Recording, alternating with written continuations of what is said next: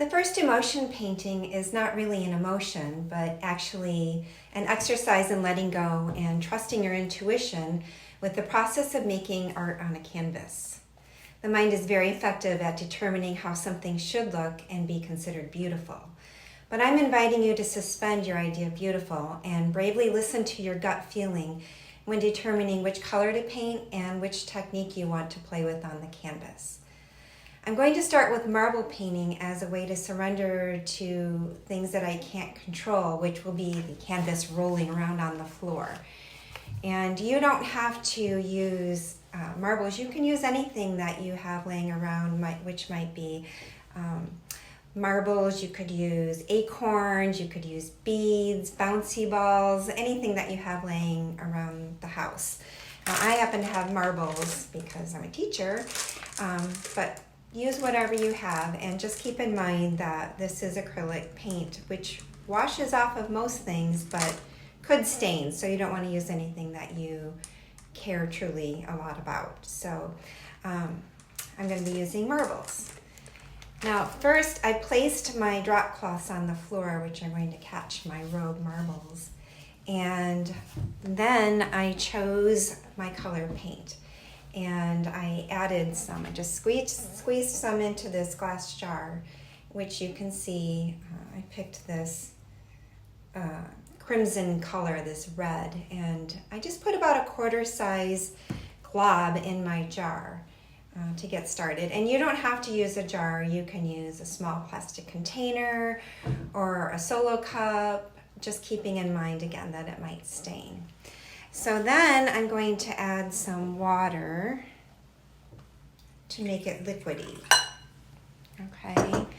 And that's the whole point, is to make something that's going to be liquidy and roll all over the canvas. And that amount of glob of paint, I had about a tablespoon, a little more than a tablespoon of water, was kind of just the right texture or flow that I was looking for. So now I'm ready to add my marbles to the paint. What I'm going to do is just scoop them in there. Whoop, look, some even just splashed on the canvas. That makes it fun too. So I put my marbles in there, and I'll have two options. I could just pour the marbles onto the canvas and play with it that way, or I could use a plastic spoon and drop the marbles onto the canvas. And put a little extra paint in there for fun.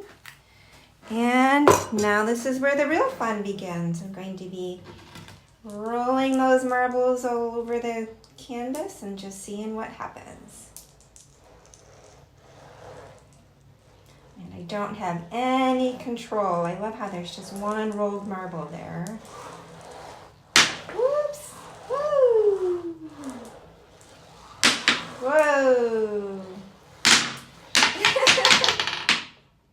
All right, and maybe I want to add a few more rolls in there just for fun, because I got lots of paint on the canvas. Whee!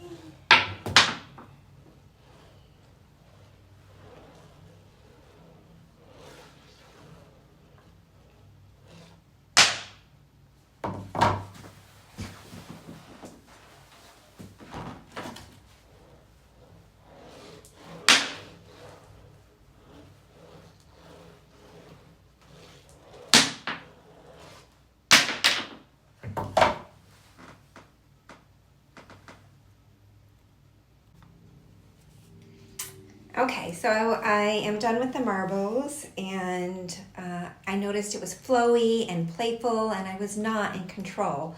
I just allowed the objects to flow and watched what happens. So this is really an invitation to remember that art can be fun, just like when you were a child and you were finger painting or mixing paints or blending colors. It can be light and playful, and my hope for you is that you are enjoying this process. So I'm going to show you another technique in letting go and trusting, which is called drip painting. So I'm going to pause and set up a new canvas.